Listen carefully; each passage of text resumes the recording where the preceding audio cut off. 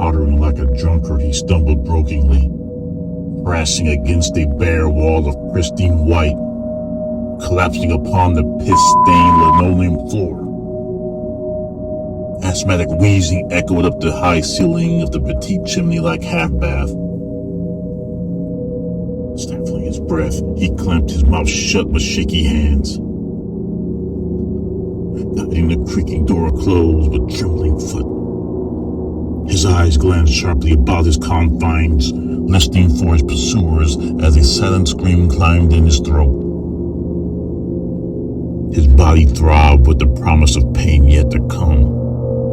Pulsating stings haloed his head like a constricting crown of thorns. Shh! The voices, they were down the hall. 3 distinctive voices regrouping in inquisitive whispers.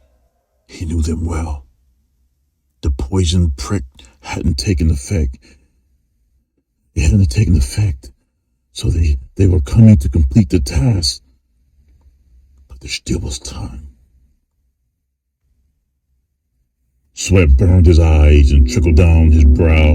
He gifted his beaded face with a dry swipe of his palm. It was returned with red-stained fingers. He panicked.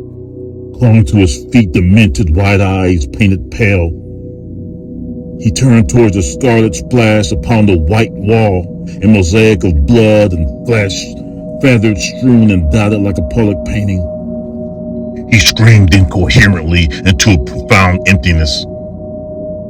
And he buckled, kneeling like a man in prayer, angrily howling to a faraway deity.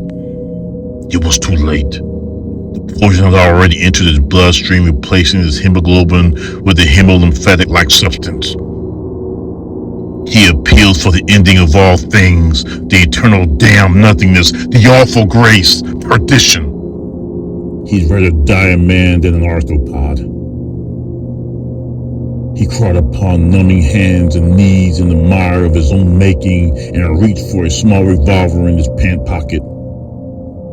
He aimed at the encroaching voices. They were coming. They knew he was in there. He wasn't silent enough.